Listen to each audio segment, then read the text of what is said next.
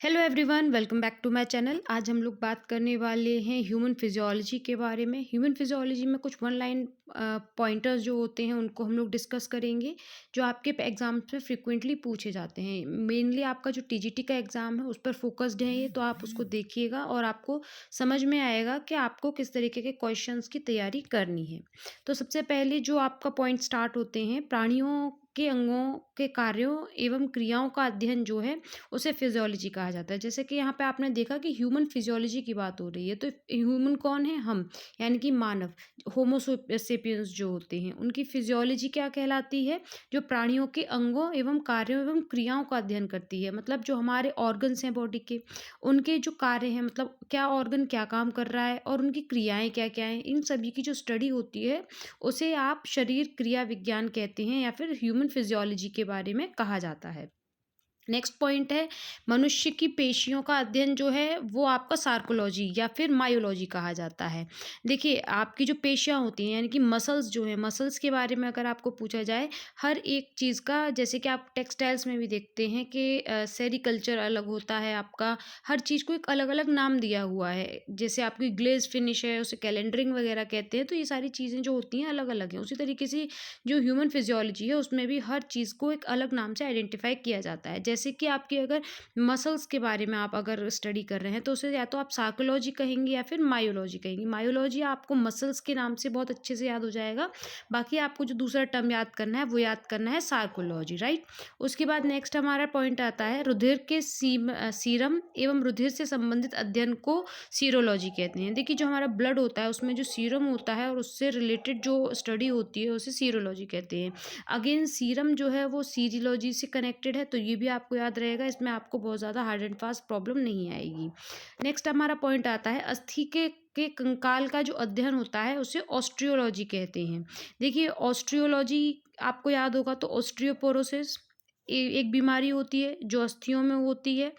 तो ये जो टर्म है आपको वहाँ से याद रहेगा कि अस्थियों की जो कंकाल होते हैं, उनकी जो स्टडी होती है उसे हम ऑस्ट्रियोलॉजी कहते हैं। तो आप इसे कोरिलेट कर सकते हैं। उसके बाद है उपास्थि। उपास्थि से संबंधित जो आपकी अध्ययन होता है उसे हम क्या कहते हैं? कॉन्ड्रोलॉजी कहते हैं।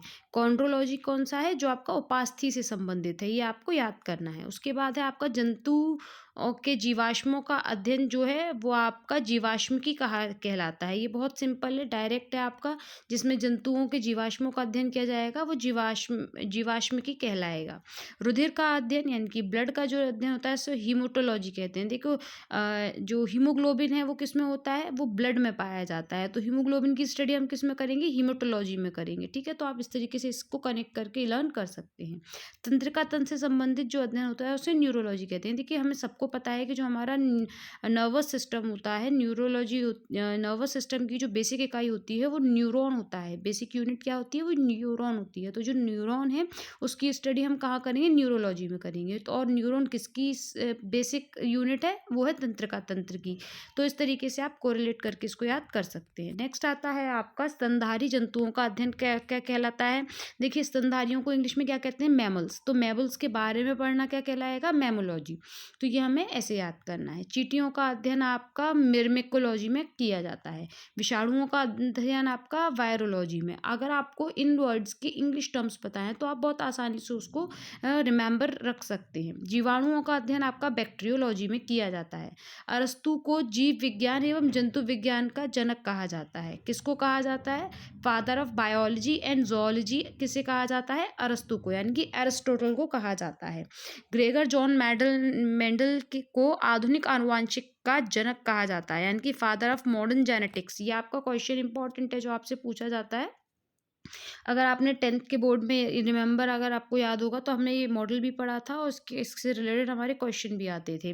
तो उसमें आपका ये पूछा जाता है कि फादर ऑफ मॉडर्न जेनेटिक्स कौन है? तो वो मेंडल्स है। मेंडल्स लॉ आपको याद होगा। हिप्पोक्रेट्स को चिकित्सा विज्ञान का जनक कहा जाता है, यानी कि फादर ऑफ मेडिकल साइंस आपका हिप्पोक्रेट्स हैं। तो ये आपका इंपॉर्टेंट पॉइंट है, इसे याद रखिएगा। मनुष्य के जीभ के पिछले भाग तक कड़वाहट की संवेदना सीमित रहती है। देखिए हमारी जो टंग होती है, ये जो टंग होती है हमारी, इस पे सभी जगह की स्वाद ग्रंथियाँ अलग-अलग होती हैं। यहाँ पर ये आपकी बेसिकली मुझे बहुत एग्ज़ैक्टली याद नहीं है, शायद 5 होती हैं ग्रंथियाँ, जो कि आपको टेस्ट बड्स आपको बताती हैं कि कहाँ पे किस चीज़ का फ्लेवर आता है। तो आपका एक जगह मीठे का आता है, एक नमक आता है, एक कड़वे का आता है, तो ये सारे जो स्वाद होते हैं वो आपको पता चलते हैं जीभ पे। तो जो पिछले भाग का हिस्सा होता है, यानी कि पीछे की साइड में जो होता है, वो आपका कड़वाहट का होता है। जैसे कि अगर आप करेले को खाएँ या फिर कोई भी कड़वी चीज़ खाएँ, तो जब आप उसको स्वॉलो करते हैं, निगलते हैं गले से, तब आपको एकदम से पता चलता है, अरे ये बहुत कड़वा था, राइट? ऐसे ही आपका जो मीठा है वो आपका बीच के हिस्से में पता चलता है, इस जगह पर, if I am not wrong. और जो आपका नमक होता है वो आपको आगे से पता चल जाता है। जैसे आपको कोई नमक की चीज़ टेस्ट करनी है, तो आप बस आगे से टिप से अगर टच करके उसको पता करते हैं, तो पता चल जाता है बहुत आसानी से कि सब्ज़ी में नमक या फिर किसी भी चीज़ में नमक तेज़ है या कम है या कैसा है। तो ये चीज़ आपको आसानी से पता चल जाती है। तो कड़वाहट आपकी कहाँ होती है? वो पिछले हिस्से में होती है। जो टंग होती है इसके पिछले हिस्से में होती है। नेक्स्ट है आपका प्रोटीन। 14 वर्ष की आयु तक के बच्चे के विकास वर्धन के लिए अत्यंत आवश्यक है। यानी कि जो प्रोटीन होती है वो आपका जब 14 ईयर्स के जो बच्चे होते हैं उनके विकास के लिए आवश्यक होती है। बाकी आपको पता है कि प्रति पर केजी 1 ग्राम का जो वो प्रोटीन की रिक्वायरमेंट है वो ह्यूमन बॉडी में होती है। वो आपकी लाइफ में आपकी मेंटेनेंस के लिए, आपकी ग्रोथ के लिए, आपके बॉडी में एनर्जी प्रोवाइड करने के लिए ये काम करती है। वयस्क मानव में सामान्यतः 12 चौवर्णक दंत होते हैं। देखिए आपको जो टीथ का जो फॉर्मूला है आपका, वो मैं आपको पहले प्रोवाइड कर चुकी हूँ। उसमें आपको याद होगा जो चवर्णक होते हैं वो आपकी संख्या में 12 होते हैं। टाइलिन एंजाइम का स्रोत लार ग्रंथि होती है। यानी कि जब आप मुंह में कुछ भी खाते हैं या फिर आप काफ़ी देर तक बात करते हैं तो आपके मुंह में पानी आने लगता है। एक पानी जैसा पदार्थ आता है जिसे हम टाइलिन कहते हैं। टाइलिन जो है वो एक एंजाइम है जो कि कार्बोहाइड्रेट को इनिशियली मुंह से डाइजेस्ट करने का काम शुरू कर देता है। तो ये जो है वो आपके लार ग्रंथियाँ जो होती हैं उनके थ्रू सीक्रेट किया जाता है। विटामिन बी6 की कमी से मानव में अरक्तता हो जाती है, यानी कि ब्लड की कमी हो जाती है, या फिर इसका इंग्लिश टर्म क्या है? अनीमिया। यस, अनीमिया हो जाता है। बी6 की कमी से ह्यूमन बॉडी में अनीमिया जैसी प्रॉब्लम देखने को मिलती है। मानव शरीर में वसा या वसा ऊतक में जमा होती है। जो ह्यूमन बॉडी में जो जब आप फैट रिक्वायरमेंट से ज़्यादा कंज्यूम करते हैं तो वो फैट टिश्यूज़ में जाकर जमा हो जाती है। वो फैट टिश्यूज़ आपके किस ऑर्गन में जमा होते हैं वो आप मुझे कमेंट सेक्शन में बताएंगे। मैं आपको कई बार प्रीवियस वीडियोज़ में बता चुकी हूँ। सही आंसर को मैं पिन कर दूंगी और आप उसको फिर चेक कर पाएंगे। मानव शरीर में जो वसा है वो वसा ऊतक में जमा होती है। पेप्सिन एंजाइम प्रोटीन को पेप्टोन में चेंज करता है। ये वाला जो आपका बहुत इंपॉर्टेंट पॉइंट है जो आपका यूजुअली पूछा जाता है आपके टीजीटी के पेपर में, तो ये आपको याद रखना है। पीलिया यकृत संक्रमण के कारण होता है। देखिए जो पीलिया होता है वो आपका बेसिकली आपकी बॉडी में जब बहुत ज़्यादा टॉक्सिन्स हो जाते हैं, आपकी बॉडी में जब यकृत यानी कि लिवर जब वो है जब ढंग से काम नहीं करता है, तब आपको जो जॉइंटिस जैसी प्रॉब्लम देखने को मिलती है। तो आपका ये एक लिवर की प्रॉब्लम है, ये याद रखिएगा, इंपॉर्टेंट है। पित्त पित्ताशय में जमा होता है, ये भी आपका इंपॉर्टेंट पॉइंट है जो यूजुअली आपसे पूछा जाता है। विटामिन डी हमारे शरीर में सबसे अधिक तीव्रता से बनता है। नेक्स्ट है आपका उपस्थित केसिन में एक सेकेंड। नेक्स्ट है हमारा ये क्लॉज, ये आपका पॉइंट पहले भी काफ़ी ज़्यादा चर्चा में रहा था जब मैं पहले आपकी टीजीटी के फाइनल एग्जाम से पहले वीडियोस आपको अपलोड कर रही थी, लाइव क्लास में पढ़ा रही थी। दूध में जो प्रोटीन जो विटामिन सी है वो नहीं पाया जाता है। तो ये आपका इंपॉर्टेंट पॉइंट है, इसे याद रखिएगा। बाद में स्टूडेंट्स काफ़ी ज़्यादा कन्फ्यूज़ होते हैं और आप बार बार पूछते हैं। तो जो विटामिन सी है वो किस में नहीं पाया जाता है? वो दूध में, मतलब नेग्लिजिबल होता है ऑलमोस्ट, ठीक है। उपस्थित केसिन को कैल्शियम पैरा केसिटेन में बदल देता है, जिसके कारण दूध के थक्के के रूप में बदल देता है। इसका पाचन आसानी से हो जाता है। अभी ये वाला जो पॉइंट है इसको थोड़ा इग्नोर कीजिएगा, इसको मैं बाद में देखूंगी, आपको नेक्स्ट वीडियो में बता दूंगी इसका क्या मीनिंग था। अभी हम लोग यहाँ से फिर से कैरी ऑन करते हैं। किसी एथलीट को ताक्षणी ऊर्जा के लिए कार्बोहाइड्रेट दिया जाना चाहिए। कार्बोहाइड्रेट क्या होता है, जैसे आप जानते हैं, जैसे कीटो डाइट होती है। कीटो डाइट में क्या होता है कि आपका कार्बोहाइड्रेट इंटेक को ख़त्म कर दिया जाता है। जो बंदा डाइट पे होता है उसको सिर्फ प्रोटीन रिच डाइट दी जाती है, उसे सिर्फ प्रोटीन पर रखा जाता है, प्रोटीन्स एंड फैट्स पे रखा जाता है, high amount of fat and protein से। तो इससे क्या होता है, अभी जो आपने देखा होगा, जो हमारी नई रिपोर्ट आई है आरडीए की, उसमें डायरेक्टली लिखा हुआ है कि जो कार्बोहाइड्रेट्स हैं उनको बंद नहीं करना चाहिए, क्योंकि ऐसा करने पर जो दिमाग की जो प्रोसेसिंग होती है, माइंड की प्रोसेसिंग होती है, वो धीरे धीरे डिक्रीज होने लगती है और पर्सन जो है वो इल्यूजन में आ जाता है। इसीलिए कोई भी एथलीट जो होता है उसे ताक्षणिक ऊर्जा के लिए कार्बोहाइड्रेट दिया जाता है। छिली हुई सब्जियों को धोने से विटामिन बी एंड सी निकल जाते हैं। जितने भी वाटर सॉल्युबल विटामिन हैं वो आपके सब्जी को काट कर, छील कर, धोने से वो सारे निकल जाते हैं। इसीलिए कभी भी आलू को या किसी भी सब्जी को या तो काट कर या छील कर धुलना नहीं चाहिए। उसको पहले ही आप क्लीन कर लीजिए, उसके बाद में उसको डायरेक्ट आप पका दीजिए। अदरवाइज़ क्या होगा कि जैसे कि आप एक तरीके से, मैं जो अपनी लैंग्वेज में कहती हूँ कि आप जो घास कूड़ा है वो खा रहे हैं, क्योंकि वो फिर वो न्यूट्रिएंट्स नहीं है। न्यूट्रिएंट्स आपको दवाई के फॉर्म में डॉक्टर से लेने पड़ेंगे, जो आपको जो केमिकल बेस्ड होते हैं और जो लेबोरेटरी में प्रिपेयर किए जाते हैं, वो हमारी बॉडी के लिए भी हार्मफुल होते हैं। इसीलिए कुछ प्रैक्टिसेस जो हैं वो उनको हमेशा ध्यान में रखना चाहिए। नेक्स्ट है आपका स्प्लीन, जो प्लीहा होता है, वो आरबीसी का कब्रिस्तान कहा जाता है। यानी कि आरबीसीज जो हैं वो जाकर जो ख़त्म होती हैं, आरबीसीज का जीवन काल कितना होता है, 120 डेज़ होता है। तो 120 डेज़ के बाद में जो आरबीसीज हैं वो स्प्लीन में यानी कि प्लीहा में जाकर एक्सपायर हो जाती हैं। बच्चों के अंगों की अस्थियां विटामिन डी की कमी से कमज़ोर हो जाती हैं। इस बीमारी को क्या कहते हैं, अभी मैंने आपको बताया था थोड़ी देर पहले, ऑस्टियोपोरोसिस। और इसके साथ में एक और टर्म आता है, वो क्या है आप मुझे कमेंट सेक्शन में बताएंगे। देखिए, कमेंट सेक्शन में लिखवाने का सिर्फ एक मुद्दा होता है, एक रीज़न होता है कि आप रिवाइंड करें। अगर आपको नहीं आता है तो आप क्वेश्चन पूछ लें, बेझिझक पूछ लें उसी वक्त। अगर आपको नहीं आता है तो आप सर्च कर लें ऑनलाइन। आप चाहे यूट्यूब पे सर्च कर लें, चाहे आप गूगल पर सर्च कर लें, लेकिन उस चीज़ को, जो जो आपको पॉइंट नहीं पता है, वो आप या तो सर्च करें। अगर आता है तो आप एक बार उसको कमेंट कर देंगे, तो इससे 2 फ़ायदे होंगे। एक तो आपका रिवीजन हो जाएगा, दूसरा जिस बच्चे को नहीं पता है उसे पता चल जाएगा, राइट? तो इसीलिए कोशिश किया कीजिए कि जो भी आपको नहीं आता है या आता है या फिर आपको कुछ बताया जा रहा है, उसमें कुछ एडिशनल पॉइंट आप जानते हैं, तो आप वो कमेंट सेक्शन में बताएं।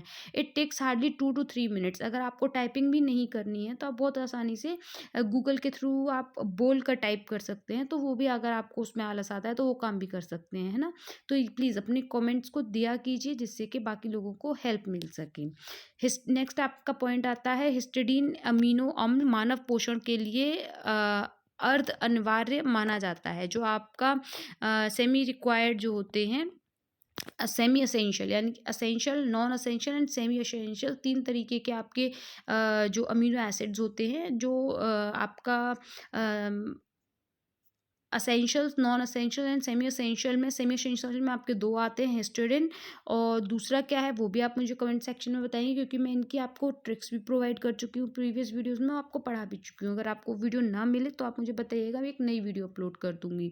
तो ये आप मुझे बताएँगे, और ये आपका एक इम्पॉर्टेंट पॉइंट है आपके एग्ज़ाम के पर्पज़ से। उसके बाद आता है, मुख से निकली लार यानी कि मंड स्टार्च का पाचन करती है। जैसा कि मैंने अभी आपको थोड़ी देर पहले बताया था कि मुँह में टाइलिन बनती है। टाइलिन जो है वो स्टार्च यानी कि कार्बोहाइड्रेट का इनिशियल डाइजेशन स्टार्ट कर देती है, जो कि आपका मुँह से शुरू हो जाता है। आपका क्वेश्चन पूछा जाता है कि मुख में किस चीज़ का पाचन होता है, तो वो स्टार्च का होता है या कार्बोहाइड्रेट का होता है। फिर या फिर आपसे पूछा जाता है कि स्टार्च का या फिर कार्बोहाइड्रेट का पाचन सर्वप्रथम कहाँ से शुरू हो जाता है, तो फिर वो मुख से शुरू हो जाता है। स्टार्च को पचाने के लिए कौन सा एंजाइम होता है, तो वो टाइलिन होता है। वो कहाँ से निकलता है, तो मुख में लार ग्रंथियों से निकलता है। तो इस तरीके से घुमा फिरा के आपका 3 पॉइंट्स है, जिनसे आपके 4-5 क्वेश्चंस घुमा फिरा के बन जाते हैं, ठीक।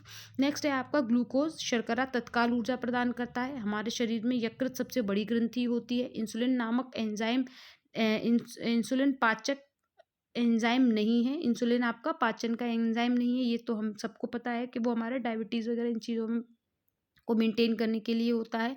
पाचन क्रिया में प्रोटीन अमीनो अम्ल में बदल जाते हैं। प्रोटीन का जो स्मॉलेस्ट यूनिट होती है तो अमीनो एसिड होती है, इसीलिए ये अमीनो एसिड में चेंज होता है एट द एंड, क्योंकि वही हमारी बॉडी में जाके एब्जॉर्ब होना है, वही हमें एनर्जी प्रोवाइड करेगा, हमारी बॉडी में मेंटेनेंस का काम करेगा। आहार में लवण का मुख्य उपयोग भोजन को स्वादिष्ट बनाना होता है। विटामिन डी की कमी से होने वाले रोग है रिकेट्स, जो कि अस्थियों को प्रभावित करता है। दालों में प्रोटीन की उत्तम मात्रा होती है, और जो सबसे ज़्यादा आपकी अवेलेबिलिटी होती है प्रोटीन की, वो आपकी दालों में सोयाबीन में पाई जाती है, याद रखिएगा।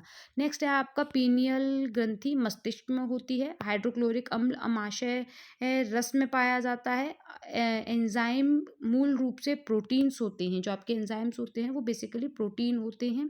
आहार नाल यानी कि एलिमेंट्री कैनाल में स्टार्च के पाचन में अंतिम उत्पादन ग्लूकोज होता है, क्योंकि जो आपका कार्बोहाइड्रेट है उसकी बेसिक यूनिट क्या है, ग्लूकोज। ग्लूकोज हमारी बॉडी में एब्जॉर्ब होता है और वो हमारी बॉडी को इंस्टेंटली एनर्जी प्रोवाइड करता है। जब भी कोई भी व्यक्ति को कोई व्यक्ति फेंट होता है, बीमार होता है, चक्कर आते हैं उसको, तो इमीडिएटली हम उसको ग्लूकोज दे देते हैं। ग्लूकोज देने से क्या होता है कि उसकी बॉडी में एनर्जी का रिस्पॉन्स जल्दी से तेजी से बढ़ने लगता है, राइट। उसके बाद है आपका ग्लाइकोजन यकृत में जमा होता है। पित्त का स्त्रावण यकृत में होता है। मानव के संक्रमण को रोकने के लिए सहायता करने वाला जो विटामिन है वो विटामिन ए है। कॉपर की धातु की विषाक्तता से तंत्रिका संबंधी क्षति होती है। आप ग्रसनी में पाचन एवं श्वसन नलियाँ क्रॉस करती हैं। आंवले में पर्याप्त मात्रा में विटामिन सी होता है, इम्पॉर्टेंट है आपका, बहुत कॉमनली पूछा जाता है। रेनिन का उत्पादन 8 वर्ष तक की उम्र तक होता है, ठीक है। और ये आपके दूध में भी प्रोवाइड मिलता है। इसके आगे की जो आपके पॉइंट्स हैं उनको हम नेक्स्ट वीडियो में आगे कंटिन्यू करेंगे। आगे आपके काफ़ी सारे आपका कंकाल तंत्र वगैरह पॉइंट्स हैं, टॉपिक्स हैं, उसे हम नेक्स्ट वीडियो में कंप्लीट करेंगे। अदरवाइज़ यह वीडियो लंबा हो जाएगा। जो भी क्वेश्चंस आपसे पूछे गए उनका आंसर कमेंट सेक्शन में दें। कोई क्वेश्चन हो तो आप मुझे कमेंट सेक्शन में पूछ सकते हैं। आप नोट्स चाहते हैं तो टेलीग्राम पर कॉन्टैक्ट कीजिएगा। Thank you for watching my video and have a good day. Bye bye.